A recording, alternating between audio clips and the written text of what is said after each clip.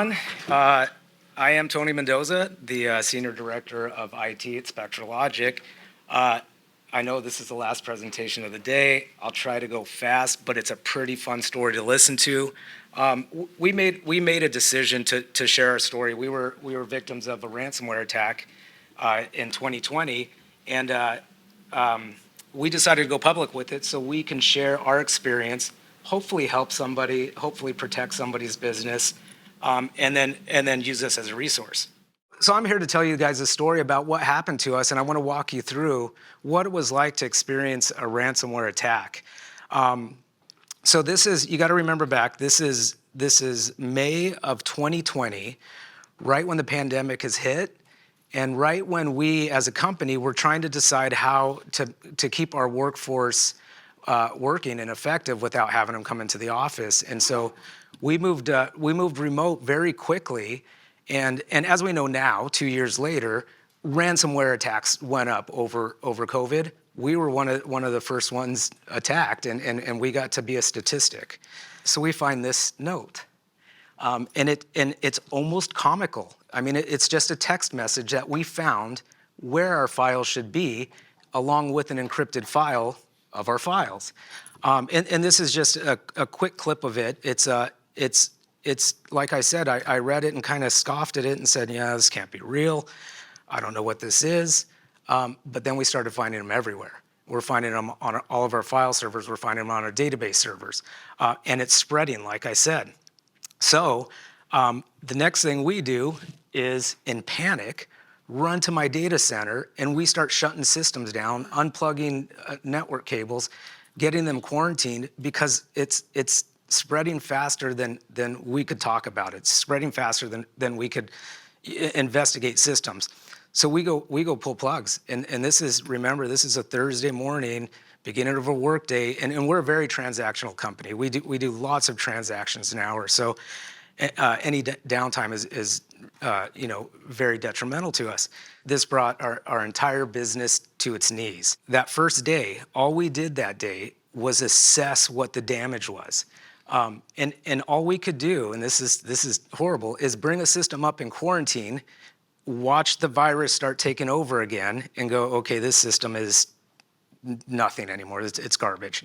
And so we brought up systems one at a time, quarantined them, put tools in place, did some monitoring to them. One of the only systems that came back up was our email server.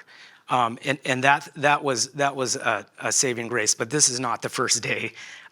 First day, we go through all our systems, find out they're dead, and one of my peers in the industry said, hey, call the FBI, which I never thought of. I didn't even know how to call the FBI. I had to look up how to call the FBI, and so I'm on the phone with the FBI, and it's like an awkward 911 call. I say, hey, I've had a cybersecurity incident, and instantly they put me through to a cybersecurity agent.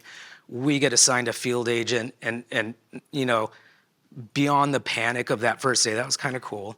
Here's what else we figured out. With all the encryption and all the different ransoms that they wanted, they asked for $3.6 million in Bitcoin in 5 days.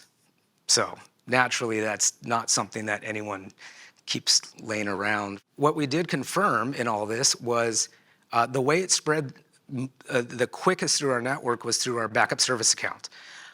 What they did, and this is brilliant, is they wipe out your backup server. And so they say, okay, I'm going to wipe out your backup server so you cannot restore stuff, so you can pay us some money.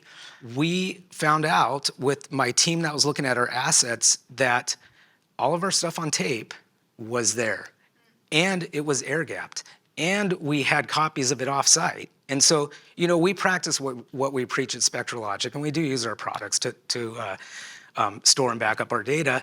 And so the way we were using them, we got to the point where we said, okay, here's our silver bullet. We still have all of our data from a few days ago from a backup. Now we can start making some decisions about, what we want to do. We looked at our data and figured out that we have about 30-day recovery to rebuild our systems, bring it back from tape. It's going to be a 4 to 6 week process, going from tape, but we had it. And that gave us a confidence. We also, at the same time, looking at our data, we use our products to also snapshot data on disk. And so now we have another set of immutable data on disk. Obviously, tape was our silver bullet. But this could be faster. So now we're thinking, all right, we're at a place here that we don't have to pay them. We have our data. Yeah, it's painful. Yeah, it's going to take a few days, but we don't have to pay. And obviously, nobody wants to pay $3.5 million to any criminals. So we prevailed. Nathan and I did. It was just Nathan and I. We actually do take all the credit for it. We go and speak about it, and we talk to a lot of people about it, and my team knows that I take all the credit for it, which I was just the ringleader.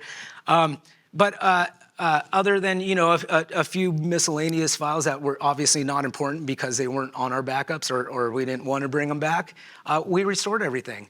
We paid nothing in ransom. So yeah. Here's what we figured out. It's not a matter of if, it is a matter of when. And even us, we've recovered from it, we've seen it, we've been through it, we know resources, we've implemented resources.